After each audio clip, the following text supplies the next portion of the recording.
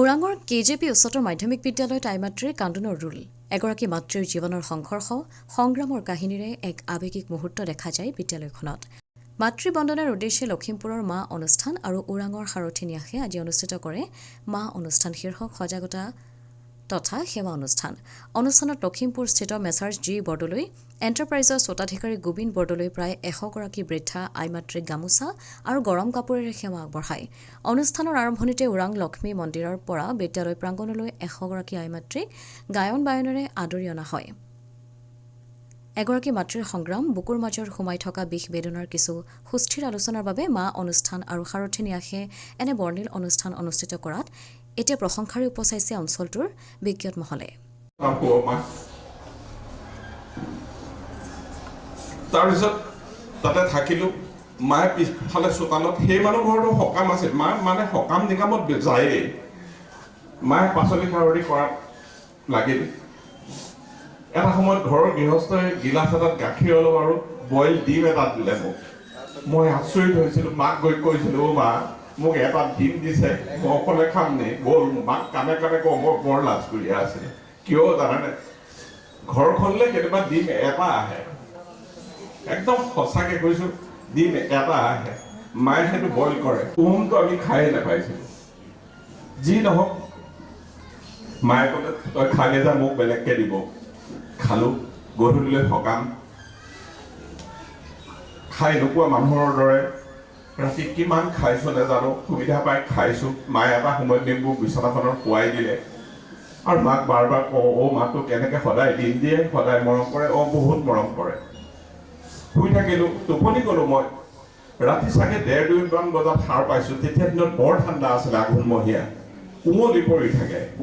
সাৰ পাই দেখিছোঁ মা কাষত নাই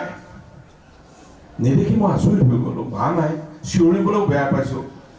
সেইদিনা লাইটো প্ৰথম দেখিছিলোঁ আৰু পিছফালে চোতালত এটা লাইট জ্বলি আছিলে বাঁহৰ চাদৰখনে গোটেই সকামৰ বাচনখিনি ধুই আছিল তেতিয়াও অনুভৱ কৰিছিলোঁ যে এইখন পৃথিৱীত কাৰো নহওক প্ৰত্যেকগৰাকী মাতৃ যদি মোৰ মাৰ দৰে অভাৱী হয় সন্তানৰ কাৰণে সিমানেই কষ্ট কৰিব বা অভাৱী নহ'লেও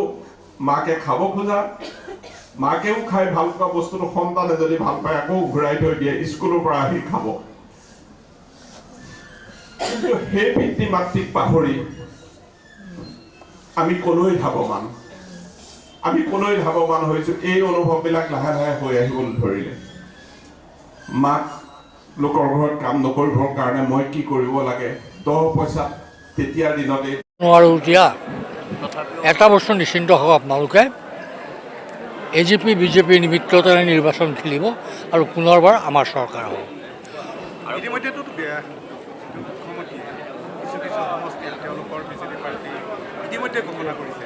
আপোনালোকৰ নগবৰ দলত এনে কিছুমান প্ৰাৰ্থী আছে নেকি যিগৰাকী প্ৰাৰ্থীৰ নাম আপোনালোকে ঘোষণা কৰিব পৰা আমি সকলো আলোচনা কৰি আছোঁ আমাৰ ছাৰ্ভে হৈছে মিত্ৰজোঁটৰ আলোচনা চলি আছে মিত্ৰতা ধৰ্ম আমি সততাৰে পালন কৰিছোঁ আমাৰ লক্ষ্য আকৌ এবাৰ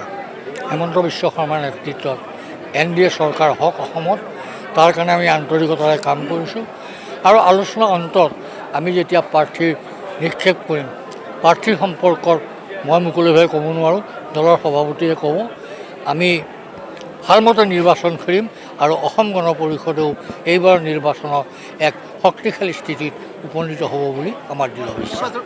যিটো বিজেপিৰ বিধায়ক আছে তাৰপিছতো আপোনালোকৰ আসনখন এৰি দিব বুলি আপোনালোকে কি আজি সভাখন কেনেকুৱা পালে আপোনালোকে চব বুথ কমিটিৰ মানুহ আজি আহিছে নাই মোকতো আপোনালোকে MP কৰি পঠাইছিল ইয়াৰ পৰা 96 চনত চিপাঝাৰে মোক সৰ্বাধিক ভোট দিছিল আপোনালোকে এটা কথা স্বীকাৰ কৰে নাই 85 চনত চিপাঝাৰত অভাৱৰ যিটো স্থিতি আছিল 96 অভাৱৰ স্থিতি যিটো আছিল আজি সেই একে স্থিতি চিপাঝাৰত ঘূৰি আহিছে বুলি আপোনালোকে মানি লয় কি নহয় নিশ্চয় মানি লয় আমি শক্তিশালী আছোঁ আৰু শক্তিশালী ৰূপত আমি থাকিম আপোনালোক আটাইকে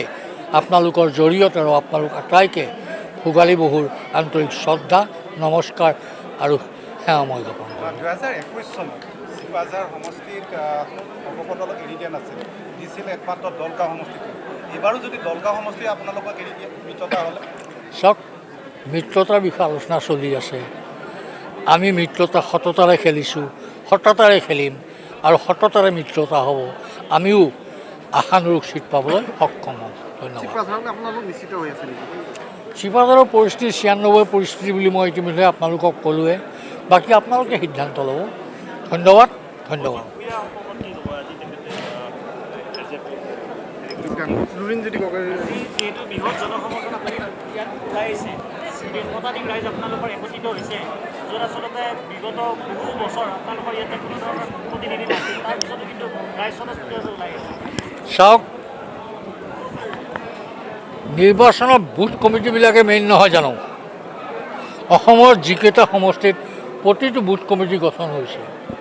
তাৰ ভিতৰত চিপাঝাৰ অন্যতম প্ৰতিগৰাকী বুথ কমিটিৰ অকল গঠনেই হোৱা নাই প্ৰতিটো বুথ কমিটি প্ৰতিগৰাকী সদস্যৰ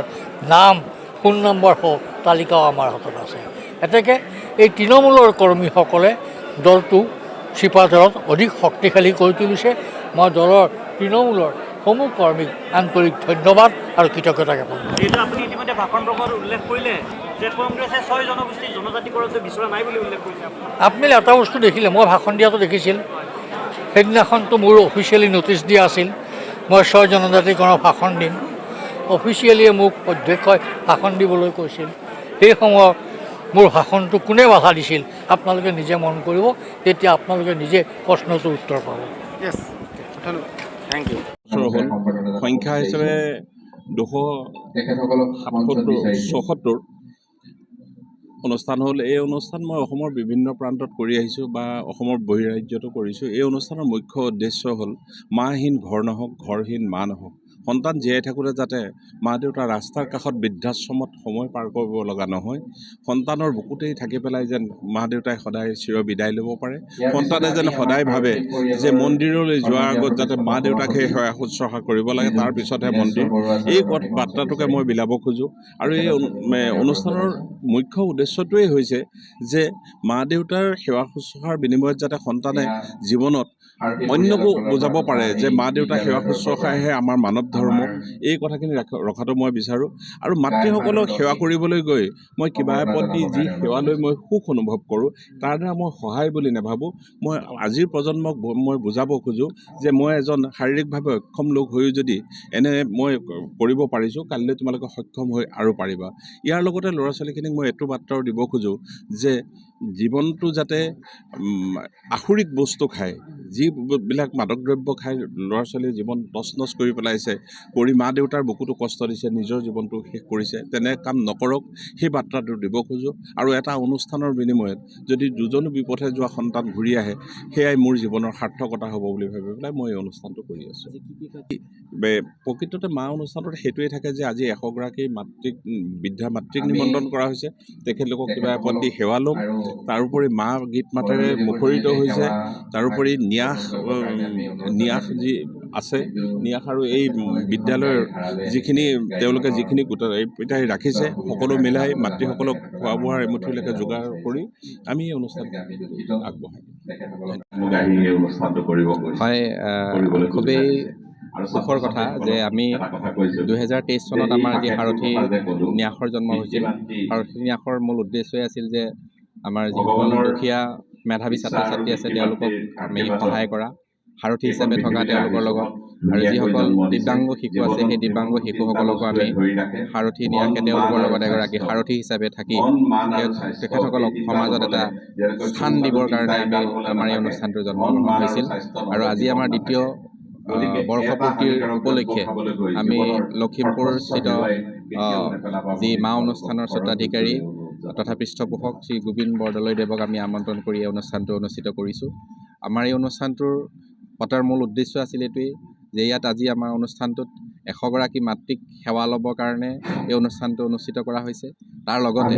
বিভিন্ন বিদ্যালয়ৰ মহাবিদ্যালয়ৰ